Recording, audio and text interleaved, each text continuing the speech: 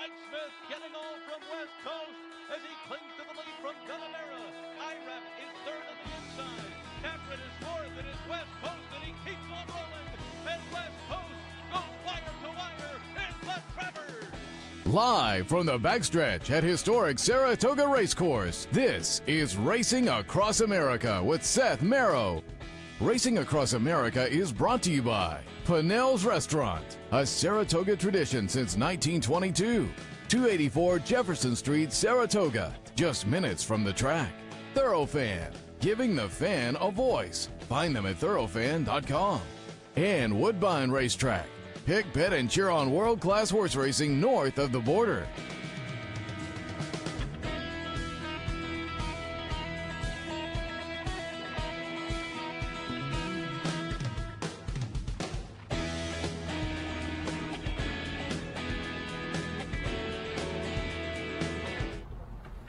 Good morning and welcome to Racing Across America on this Monday morning live from the Saratoga Backstretch. I'm Seth Merrill. Thanks for joining us. Coming up on the show today, a little bit later on, Wayne Catalano won the feature yesterday, the Shoe V with Farrell on the front end. He's got an entrant today, Flashley, in the Coronation Cup. We'll talk about all of that and much, much more.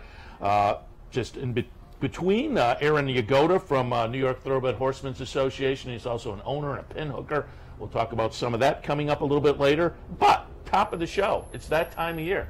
The Jockeys basketball game's coming up this week, so we wanted to promo that and much, much more with our friend Humberto Chavez from the Racetrack Chaplaincy. Humberto, good morning. Thank you. Good morning. How are you, Seth? Very good. Always happy to have you on board to talk a little bit about the basketball game. We'll touch on that, some of the other events coming up. But before we do that, as always, just like to give folks an overview who aren't familiar. Talk a little bit about the mission of the chaplaincy and how it plays into the lives of the backstretch workers, not only up here at Saratoga, but down in New York as well. Well, we're located at all three major tracks for NYRA, and by all means, we're out there helping and assisting all the backstretch workers, whether it's a spiritual aspect, social educational, and our food pantries as well. So we're pretty much cover all the backstretch workers and their needs.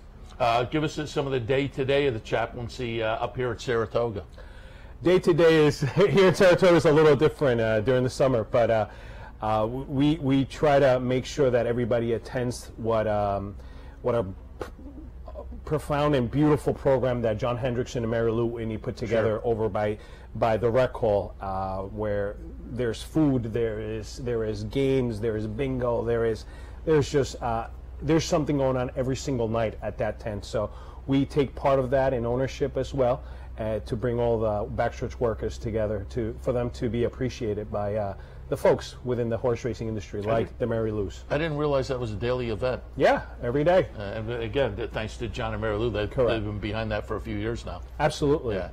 So we appreciate that, certainly. And again, the backstretch workers are kind of the backbone of the game, and it's great that you guys are kind of playing into keeping things interesting and fun. And you and I were talking just before we went on the air. Always the kids, I like to see the backstretch kids taken care of. You have a back-to-school program coming up. It sure is. Every year, it comes September, we try to provide all the backstretch workers and their kids with back-to-school, so they're just prepared of the first day of school, whether it's a backpack or our many programs back in Belmont, which we give them clothing and sneakers and all that.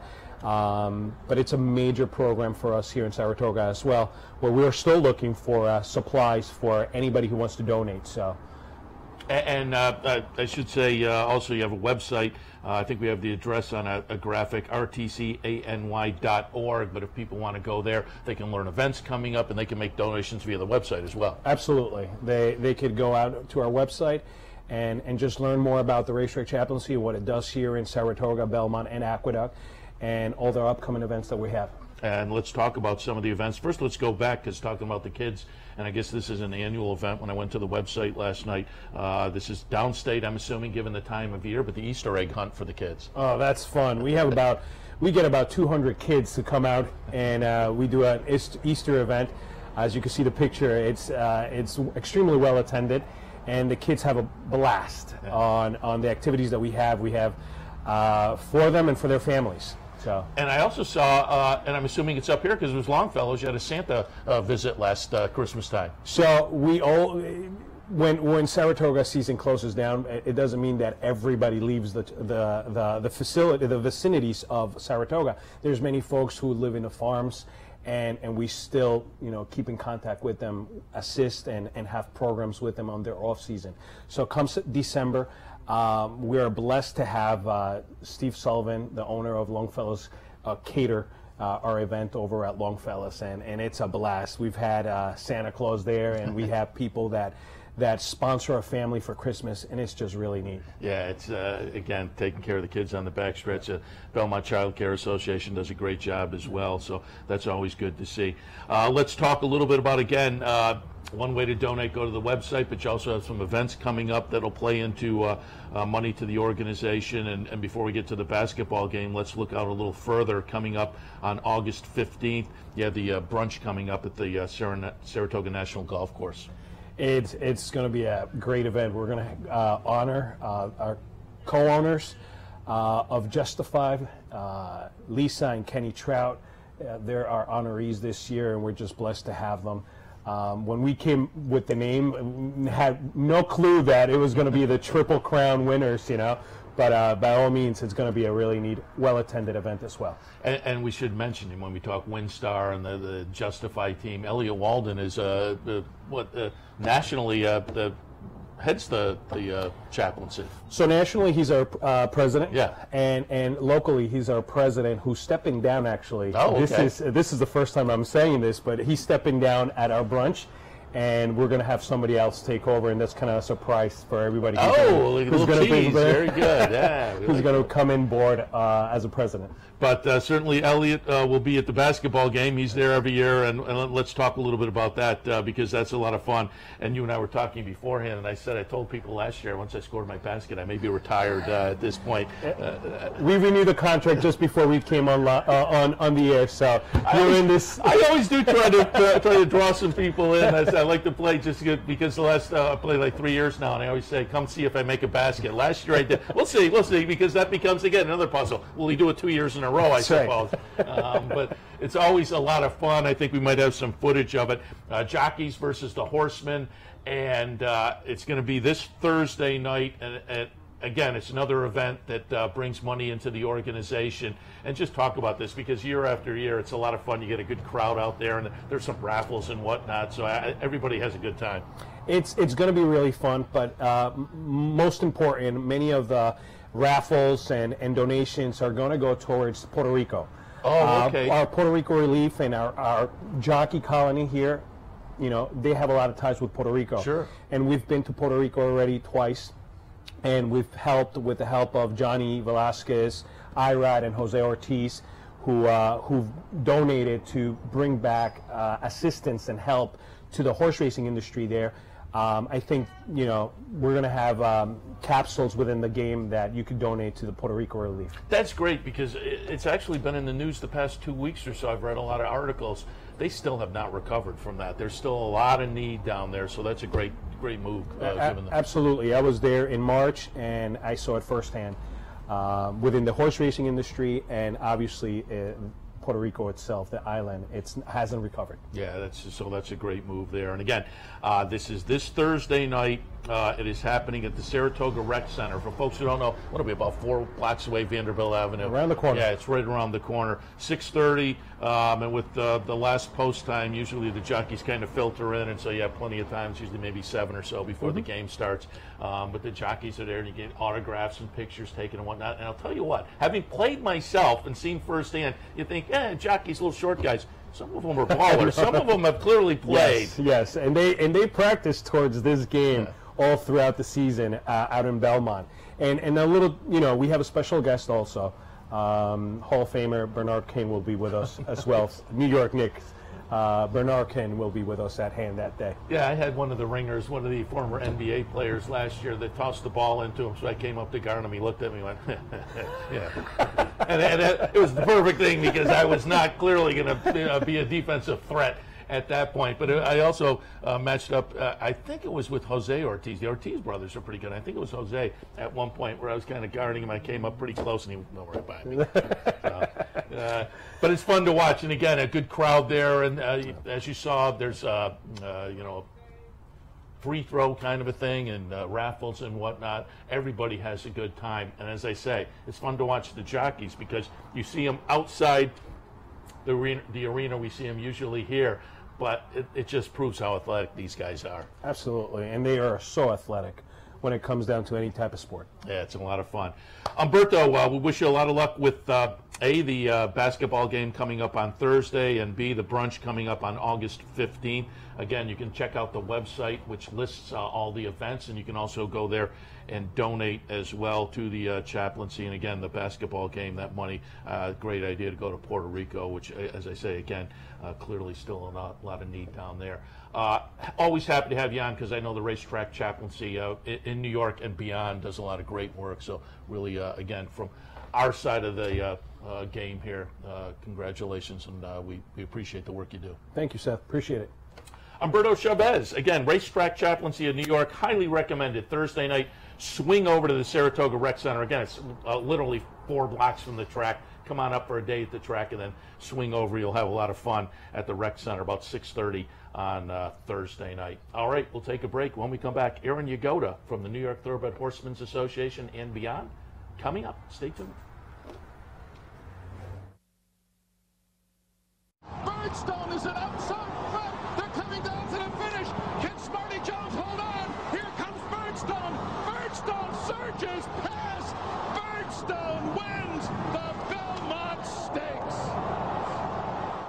You know, and make better decisions, better choices, to know how to connect the dots. In horse racing, knowledge is a powerful tool, but not the only tool. Race results and replays, past performances and live streaming, wagering from all your digital devices. These too are important tools, and you'll find them all right here at Capital OTB. Capital OTB. Become a better horse player. The backstretch workers are the heart and soul of what we do. They're the backbone of the industry. People on the racetrack are very giving people. It's a very oppressive community of people helping one another. We see it all the time.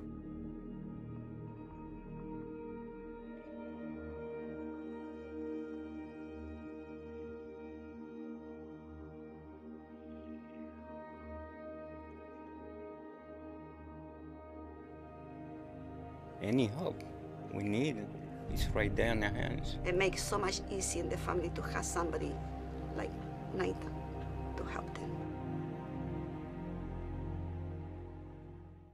Looking for a fantastic meal? Stop by Malcolm's, a unique farm-to-table restaurant experience. Located at 617 Union Street in Schenectady, Malcolm's offers locally grown fresh foods, mouth-watering flavors, an enhanced drink menu, and terrific service. Malcolm's is a sure bet during Saratoga season. Make your reservation today.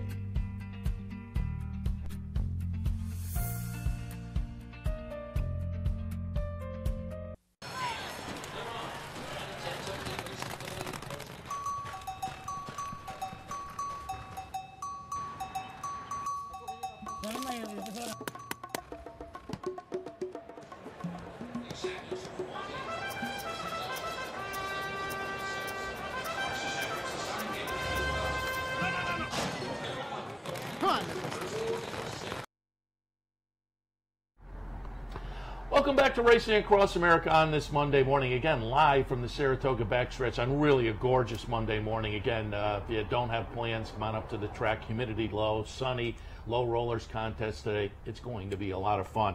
Also a lot of fun, conversation coming up with Aaron Yagoda, New York Thoroughbred Horsemen's Association, owner, pinhooker, and beyond. We'll talk a little bit about all of that. Aaron, good morning. Good morning, Seth. How you doing? Very good. Happy to have you on board to Thank talk you. A little bit about the game and whatnot. And again, you are a member of the New York Thoroughbred Horsemen's Association. How long you been a member?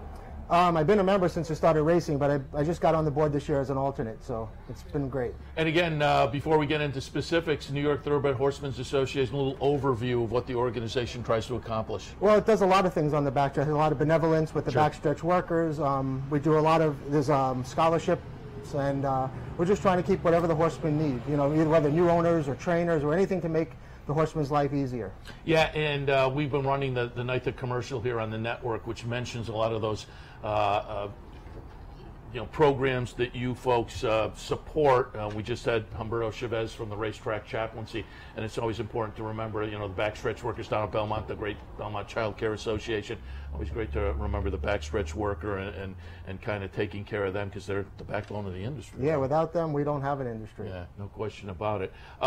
Wanted to talk a little bit about some of the racing topics here in New York with a member of the New York Thoroughbred Horsemen's Association and the board. One of the topics that certainly is important here in New York and is at the forefront as we look to the future. Wintertime racing, obviously up here at Saratoga. We know the popularity of the Saratoga facility, but certainly racing down at Aqueduct in the wintertime. I know at Capital OTB there are folks that follow New York racing all year long. I think if you look at the numbers, folks would be surprised at the handle nationally that Aqueduct does in the middle of winter. It's still one of the leaders all year long as far as the handle it attracts, and for the horsemen, obviously wintertime racing, very important. Yeah, we have to keep it. To have meets like Saratoga, we need to have year-round racing. I mean, besides the 40,000 jobs in the equine industry and the $5 billion of equine, dollar impact, and that's all not horse racing, not all horse racing, but it is.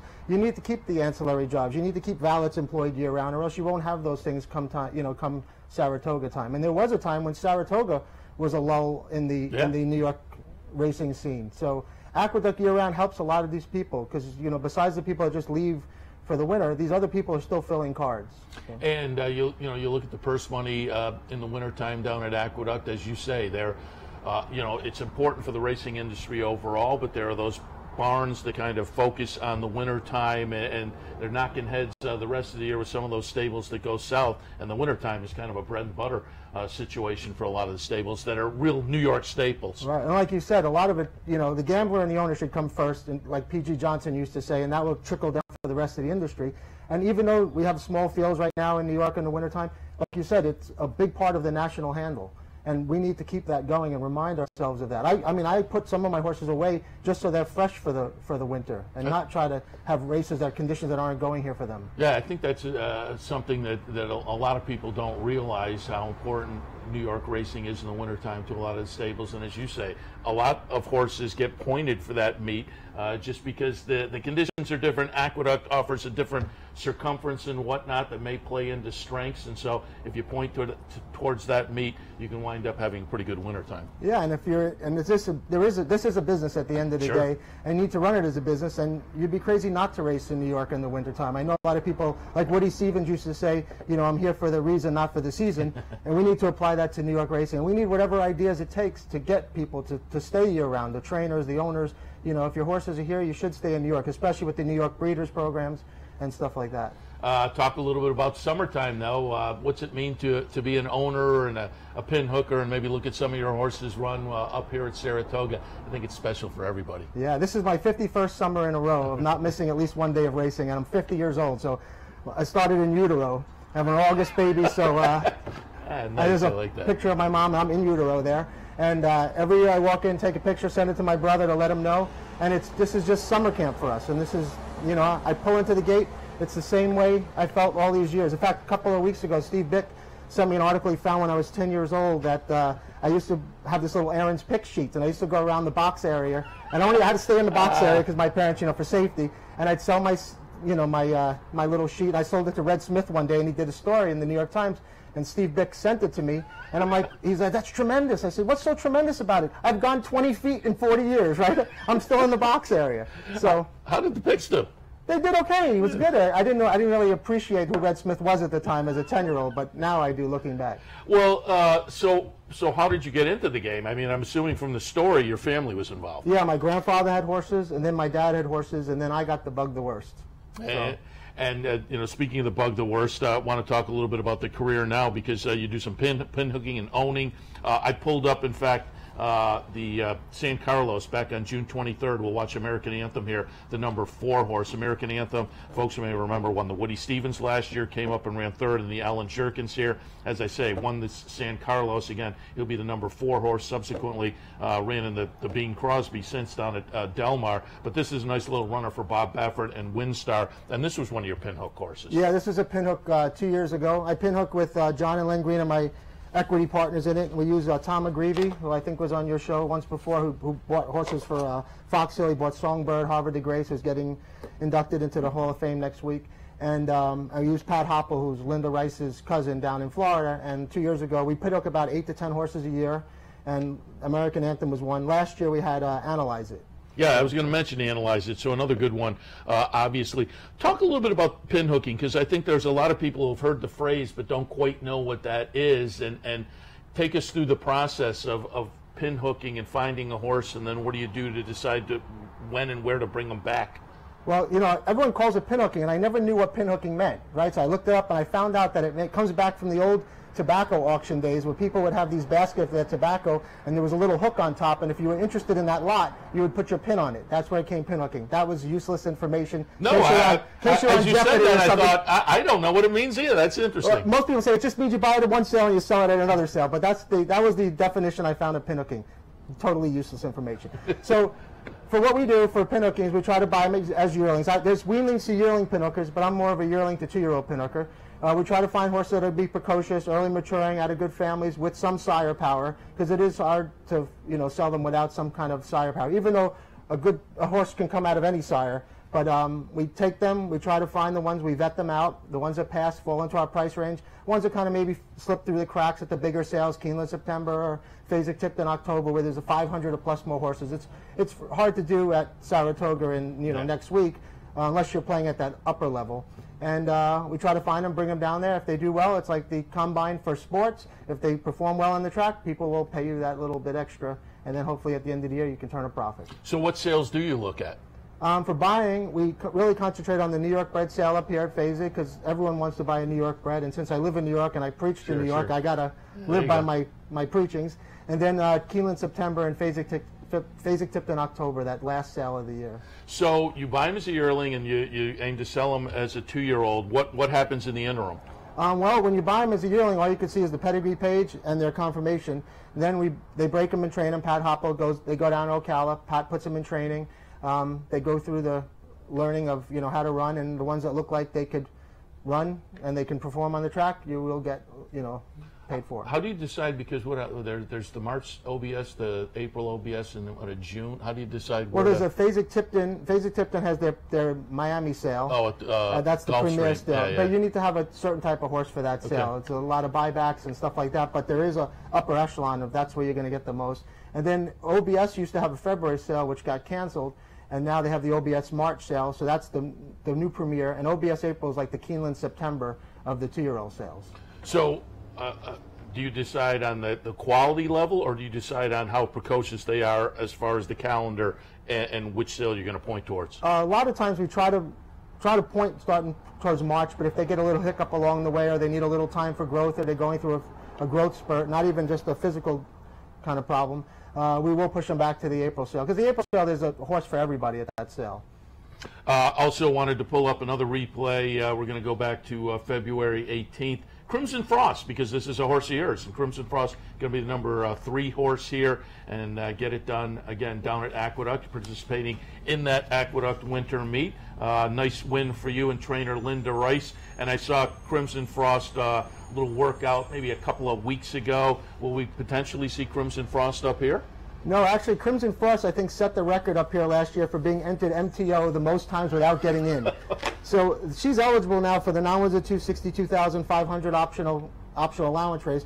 I've been trying it. The race never goes. The last time it went for her was when they made it go for Caledonia Road. So if I don't have a Caledonia Road, so we're going to freshen her up, actually turned her out for the rest of this meet, and hopefully we're going to get her back when Belmont goes. She'll be ready to run. Okay, and that was a nice late run. And that was a nice. I like watching those replays.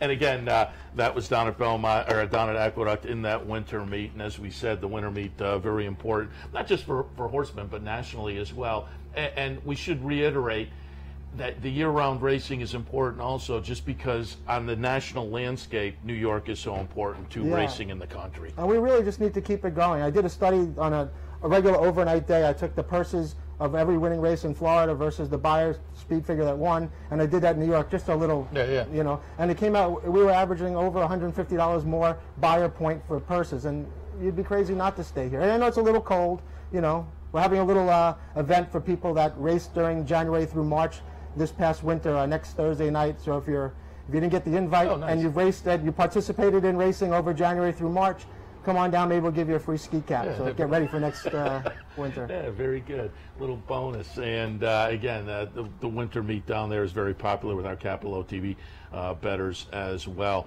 You know, we talked about Crimson Frost. Will you have anything run up here? Yes, I have Patriotic Endeavor, who used to be a pinhook of mine that I claimed back. I shouldn't have claimed her back, but she's doing well. And then I had Bonita Springs that was in the other day. Oh, okay. That was one of those races that got taken off after the card started. And then I have a couple that are down at Belmont with Lynn that are probably going to ship up if any of the races go for them. Okay, so we'll look for your name in the program. And you mentioned you like New York bred, so I'll let you tout the program a little bit because, again, the New York bred program it offers a lot for people, not just on the owning side, but for folks who breed up here in New York, the breeders' payouts are very good too. So I'll let you tout the New York bred program. Yeah, it's amazing. And if you're owning us, you get the owner's bonus on top of that. You also, if you have a good New York bred, you could win the New York bred conditions and then go back to open and start again because they write it as non-winners of one other than maiden claiming starter or state bred. So you could go through the conditions again. So you get plenty of opportunities to race if you have a New York bred. And again, you're a member of the New York Thoroughbred Horsemen's Association. Folks can always visit their website for news and events on the New York racing side of things. Aaron, we certainly appreciate the visit this morning. Good luck going forward with your ownership horses, and good luck a couple weeks at the New York. Give me. So the New York bred sale.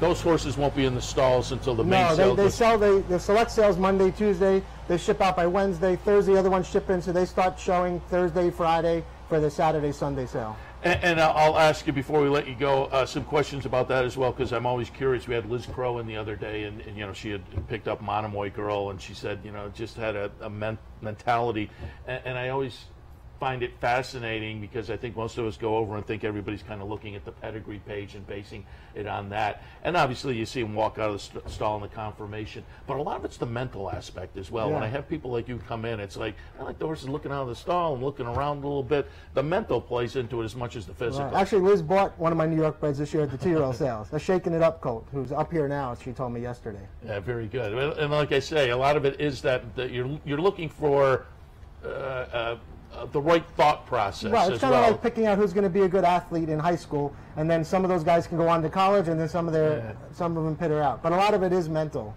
And when people walk them out of the stall and they're walking, what are you looking for exactly? Actually, Tom McGreevy, who does a lot of my work, he actually looks for a horse that has a lot of presence about him, that looks not just in the little surrounding area around him, but looks far into the distance. A horse that's comfortable in his close surroundings, but actually wants to see what's going on somewhere else. And he puts a lot of that emphasis on those type of horses. Yeah, very good. Well, good luck at the New York bred sale in a week or so, and good luck going forward with the horses you have up here on your own racing at the meet. We certainly appreciate the visit this morning. Thank you, Seth, for having me. Aaron Yagoda from the New York Thoroughbred Horsemen's Association. We'll take a break. When we come back, Wayne Catalano is in the house. We'll have him come up, talk a little bit about Farrell and more. Stay tuned.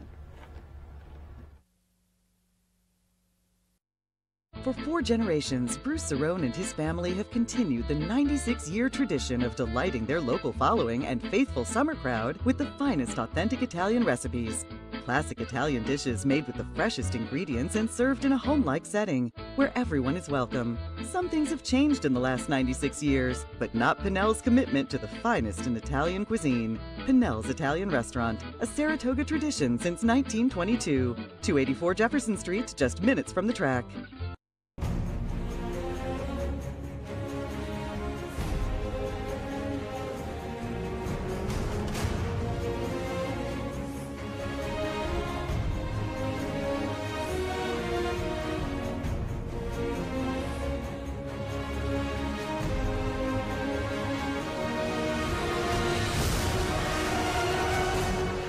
Sign up today for Capital OTB's handicapping series and plan your trip to Las Vegas. Visit Rivers Casino and Resort, the Capital Region's only destination for live table game action and the hottest new slots paying out millions.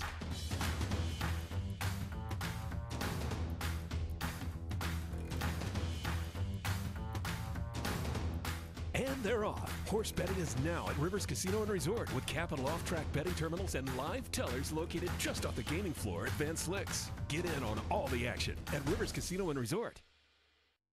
Funding your Capital OTB bet account is as easy as 1, 2, 3. 1. Easy Money. Clearly the fastest and easiest method of depositing funds into your account. Make deposits or withdrawals in just minutes. 2. Green Dot Money Pack. Gives you instant access to your funds. Green Dot Money Packs are available at thousands of retailers nationwide.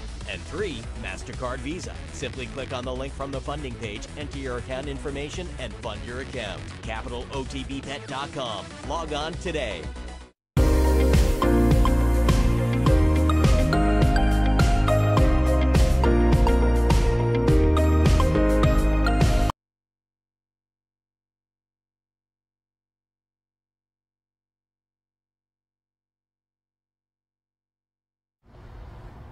Welcome back. Racing Across America live from the Saratoga backstretch. As promised before the break, we are joined now by Wayne Catalano. Won the stake yesterday, the Shoe V with Farrell. Wayne, good morning. Good morning. How are you? Very good. Happy to have you stop by. We'll talk a little Farrell. You have one in this afternoon, and we'll talk much more. But let's start right out. Let's go back to the Shoe V yesterday. We're going to watch the stretch run. It will be number 7 Farrell holding off an onslaught, including the undefeated horse coming in from South America for Chad Brown, Wildcat. This was a gutsy performance in the lane. Farrell's going to be the number 7. Wildcat, the undefeated Chilean horse, the number 4. Verve's Tale 2. Ivy Bell, number 5.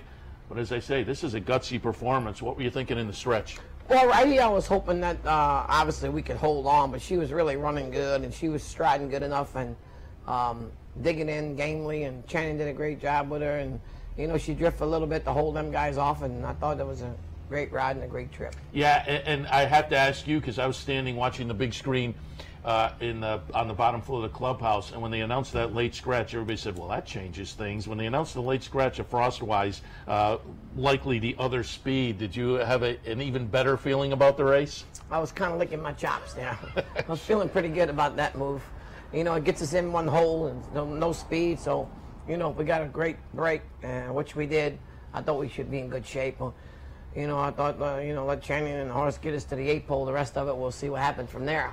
And you had to feel good about this victory because, boy, she had a really, really nice 3-year-old season last year, and you know, has done well as a 4-year-old. But certainly, this victory yesterday kind of validated what we saw last year.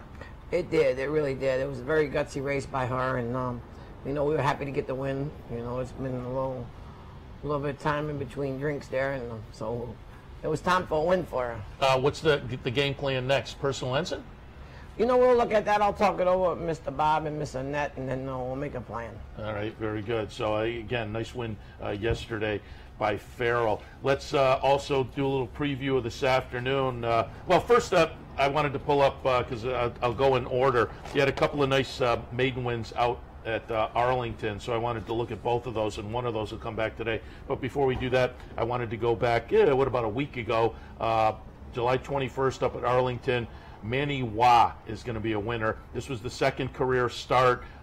This was a pretty nice little win for Manny Wah. Again, gutsy win by a neck. Manny Wah is going to be the number 6 horse here.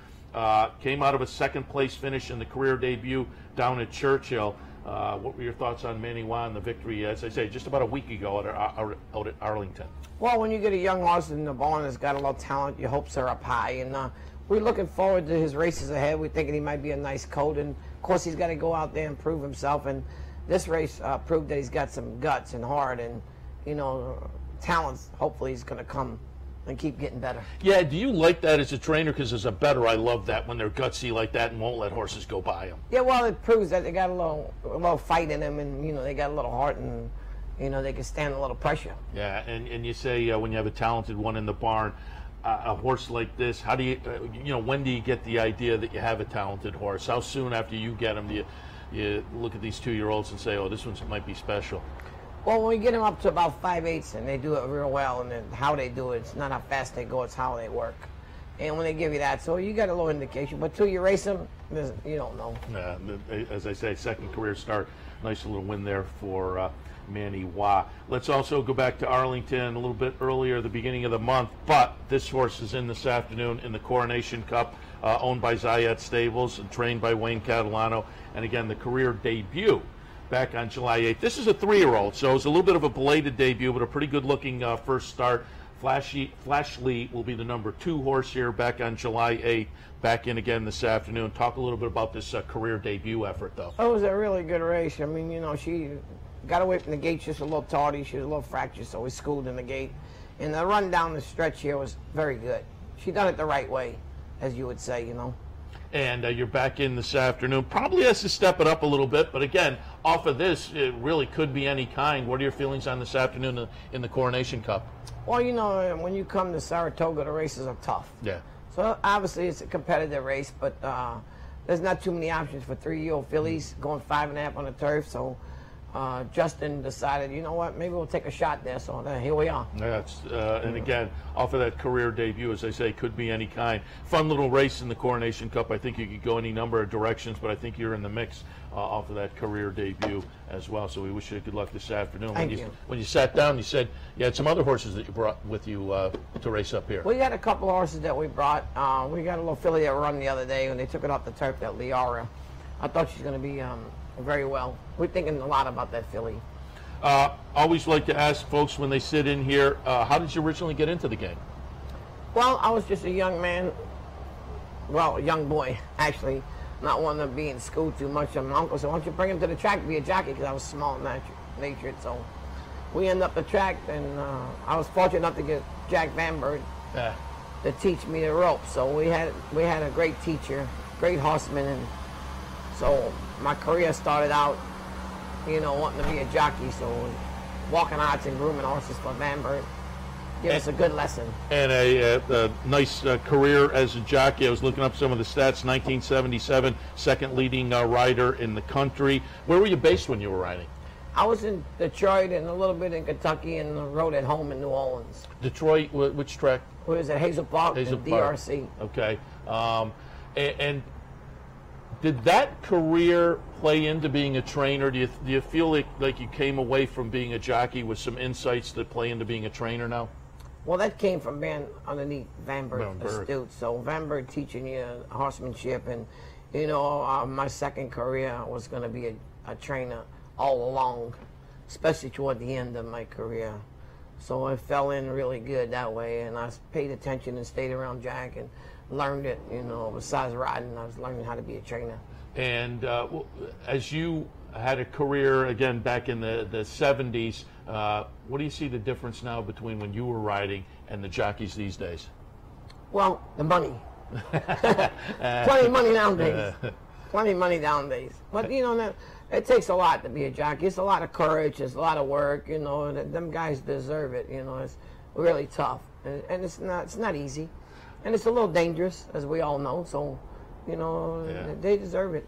I'll ask you, as a jockey back in the day, Richard Migliore talks about coming up and when an apprentice really was an apprentice and you were kind of tied in with a stable. And he said, you know, when they sent you out and said they want a certain time on the workout, you had to get close to that time.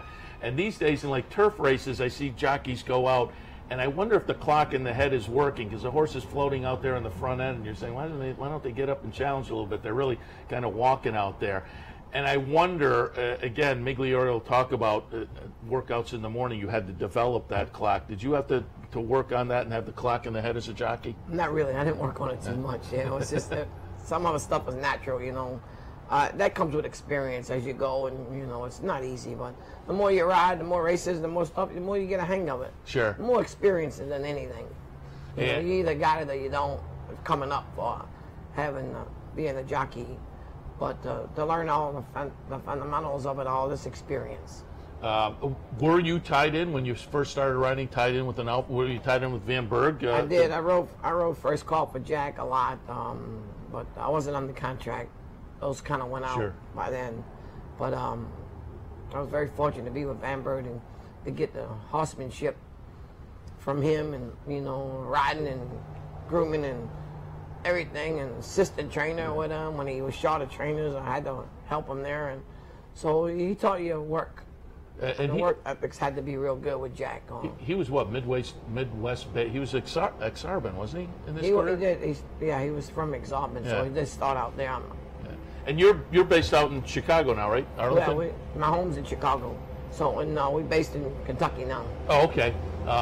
You race a lot of horses, obviously, in Chicago, though, and I just wanted to ask you, because obviously Chicago, such an important part of the American racing scene over the years, a lot of history, a lot of big names, big races, but boy, over the past couple of years, maybe struggling a little bit. What do the horsemen feel like with the Chicago racing scene? Well, we're hoping to get a shot in the arm with something, you know, some kind of casino or some kind of gambling or something, you know, slot machines or something, some kind of sports betting, anything that can help us, you know, get the revenue up and get the purses up. And it's a great place. Chicago's a great race place, and Alta Buck obviously is one of the best tracks in the country. Yeah, I've never been there, but everybody says Arlington is beautiful and a great turf course, obviously. Yeah, they got it's all natural grass over there, so it takes a lot to dry out. And synthetic surface, what do you think of the synthetic surface? Well, I kind of like it. You know, I was there for a lot of years, and I was at Keeneland when they had it, and I got familiar with them. Yeah, as a handicapper, it took a while to get used to, but once you got used to it and there was a little bit of a database of races to look at it, I didn't mind it either. Some handicappers never got into it, but it's interesting from the perspective of a trainer. Yeah, they got away from it now. Everybody wants dirt. They want natural dirt, so, you know, it'd be good if we can get it back that way. Probably the dirt was going to help us. If we get some purse money and some dirt, we'll be blooming again. Yeah, and again, Chicago has been such an important part of American racing, certainly rooting for things to turn around there. Said you've come to Saratoga with some horses and obviously a nice win in a Saratoga stake yesterday, just over the years. Did you ride at Saratoga when you were riding? I did not. You never rode here? I never rode at Saratoga, no. Well, obviously I've trained here in the stakes victory yesterday. Talk a little bit about coming to Saratoga. I always think of this as the crossroads of racing, and certainly from a fan, it's a lot of fun. From a horseman, what does it mean to come here at Saratoga and win? It's a prestigious place to win. It's hard to win. Yeah. You know, they got a lot of great horses, a lot of great trainers, a lot of great jockeys. So, you know, it's not easy. Everybody knows that. You come to Saratoga, you better be tied on, and then you got to get lucky. So to be here at Saratoga this time of the year is beautiful. You know, we love it, and you know, it's horse country, and everybody's all about racing. So that's good. It's like at Keeneland. When you go to Keeneland, it's all racing. You know. Take us through also, when I get a trainer in here, I like to get some of the nuts and bolts and background. Take us through a typical day for Wayne Catalano, when you wake up and when you go to bed and what happens in between. It's no different than most trainers, you know. We got the same schedule, you know, every day, 7 days a week, we're training the horses. They got to be trained, they got to be fed, they're taken care of, they got to be overlooked, you know. Got to manage them, you know, got a lot to do. So it's up at 4, bed by 8. Most of the time, except when you come to Saratoga, you gotta wine and dine and be out with the crowd. So, otherwise, that's normal days. No difference. And where do you go in the wintertime? In the wintertime, well, we've been going to Oaklawn and New Orleans. You like Oaklawn? I like both of those tracks. I did a little road trip a few years nice. ago. They got good money. Yeah. The weather's a little tough to deal with. Early in the meet, they always are kind of battling, and that's a big. But it was good this last year. It wasn't too bad. Claiming meet as well. Yeah. Are you jumping in the claiming backs down at Oaklawn? No, we haven't been doing too much. Yeah, because that is a big claiming meet, but certainly. But again, it was a nice win yesterday with Farrell in the Shoe V. Certainly, congratulations there. As you say, have some more horses coming up. We'll watch Manny Watt. We'll probably stick out in Arlington for the next start. The follow. I run in Arlington, Washington for Territory. Oh, okay. Yeah. So we'll look for that one out there. Yeah, we're trying to do that. Couple of nice maiden breakers in Flashley this afternoon. Yeah. Wish you a lot of good luck there as well. Thank you. That would be nice. Yeah, two stakes wins in 2 days would be great. Yeah, really great. All right, Wayne, appreciate the visit. My pleasure. We'll take another break. When we come back, we'll do a little recap of some of the stakes action over the past couple of days and much more. Stay tuned. I was here one.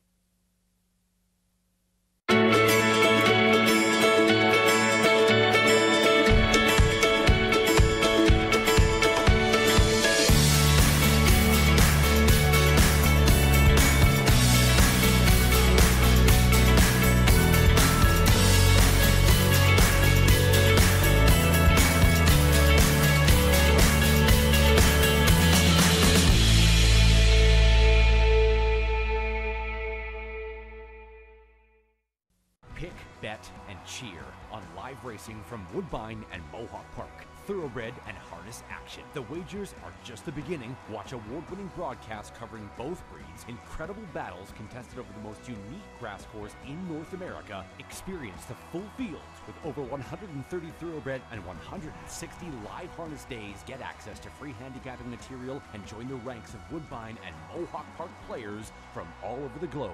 For more information, visit woodbine.com.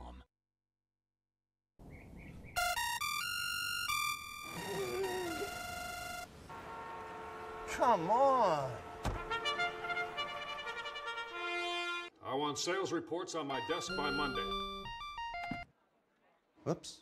My bad. Love racing? RTN brings you every live simulcast on your home television, plus live video streaming and race replays on your PC and mobile devices. To order, visit rtn.tv. RTN, a breed apart. The backstretch workers are the heart and soul of what we do. They're the backbone of the industry. People on the racetrack are very giving people. It's a very impressive community of people helping one another. We see it all the time.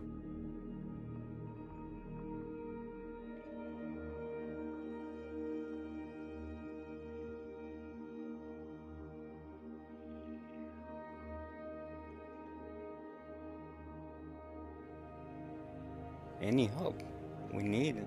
It's right there in their hands. It makes so much easier in the family to have somebody like Nathan to help them.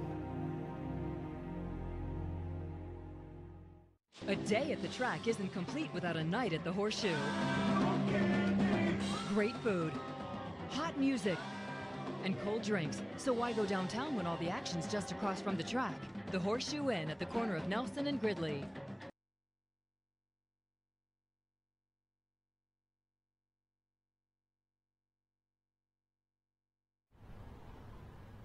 Welcome back to Racing Across America on a Monday morning. Seth Merrow here. Wanted to give you a look at some of the action that you might have missed, most notably the Haskell, obviously, if you didn't get a chance to see that. And it went off, if you were paying attention to the Shoe V, it went off literally right as they came across the finish line in the Shoe V. So it was easy to miss it, particularly if you're up here at the track. If you're watching the network, you got plugged in, obviously. But wanted to go back. We'll watch him come out of the gate and go around here in the Haskell yesterday. And the one to beat. Good Magic is the number 6 horse. Bravazzo, the second choice. The 5 horse. Core Beliefs was the third choice. The 4 horse and number 1 Lone Sailor, the 4th choice. Now, Bravazzo, Lone Sailor, and Core Belief were all 5-1, so they were all pretty close in the betting and seemed logical. The long shots, Golden Brown, Roaming Union, and Navy Commander do wind up running 5th, 6th, and 7th. So the logicals were right there. Good Magic, the number 5 horse, kind of sits second, and then will go by Roaming Union, the 45-1 long shot, as they kind of head towards the turn.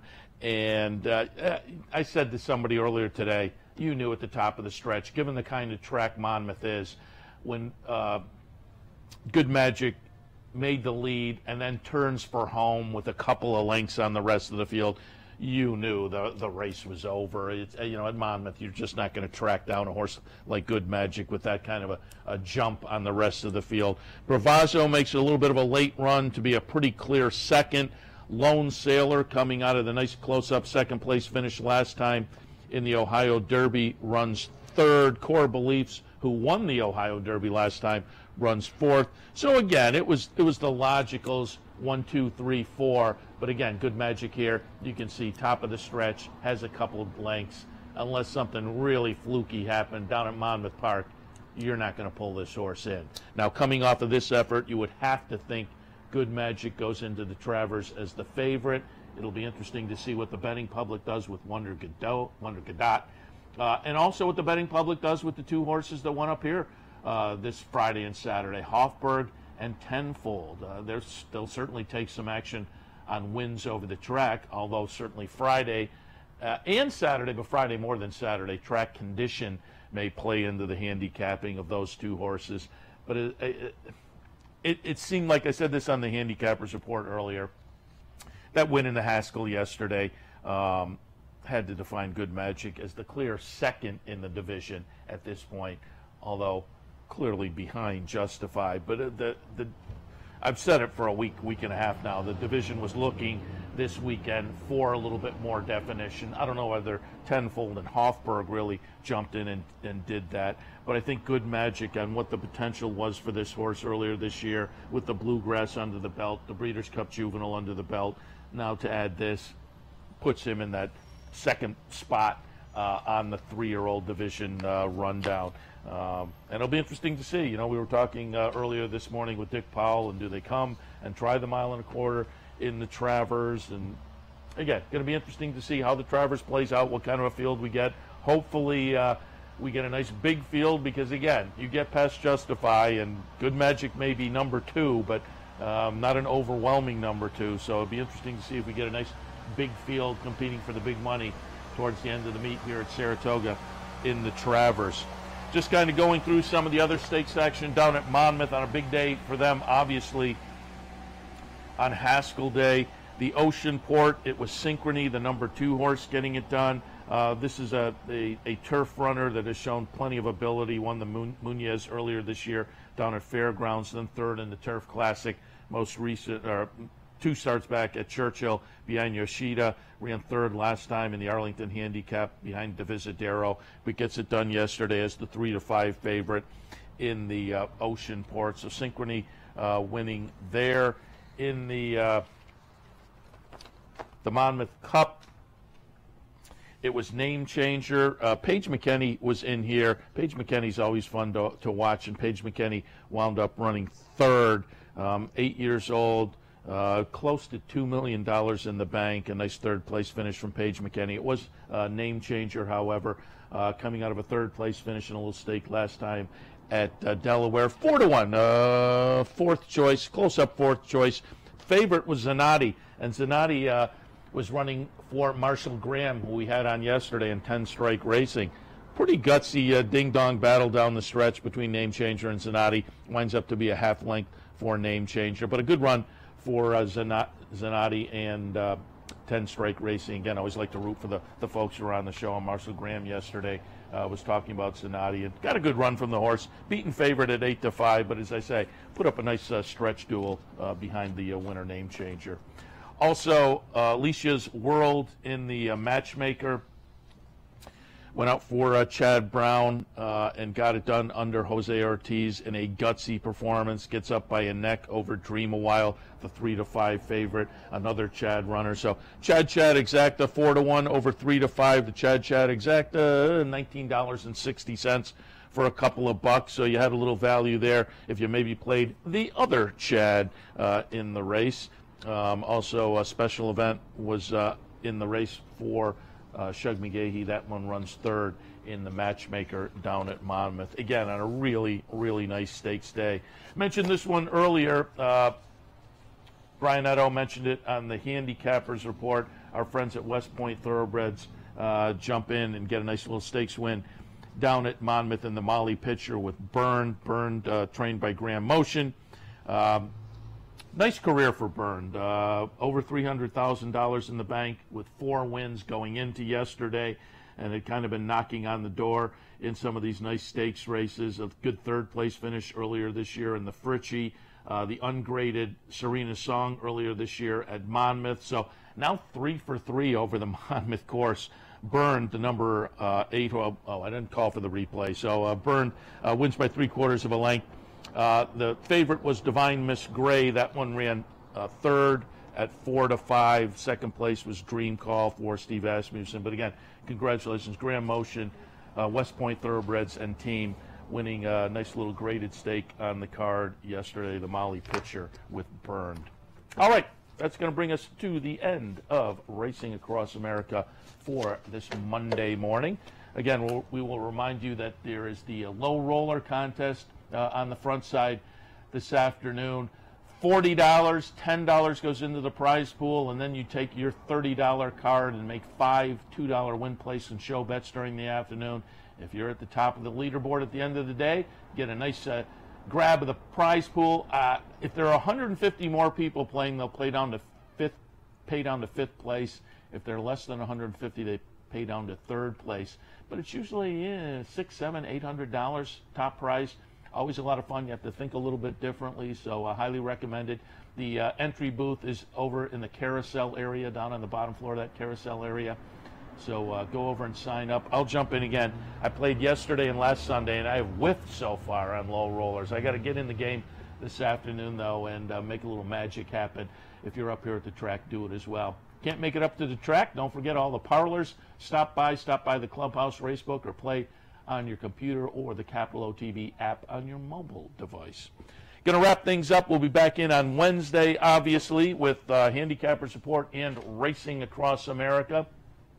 Enjoy all the racing this afternoon on a beautiful day here at Saratoga. Cash some tickets, and again, we'll see you Wednesday morning. You've been watching Racing Across America with Seth Merrow. Racing Across America has been brought to you by CapitalOTBBet.com, the premier online wagering site in New York State. CapitalOTBBet.com. Sign up today. Pinnell's Restaurant, a Saratoga tradition since 1922. 284 Jefferson Street, Saratoga, just minutes from the track. Thoroughfan, giving the fan a voice. Find them at thoroughfan.com. Woodbine Racetrack. Pick, bet, and cheer on world-class horse racing north of the border. And the new Capital OTB mobile app. Wager anytime, anywhere. Download it free from the iTunes Store or Google Play.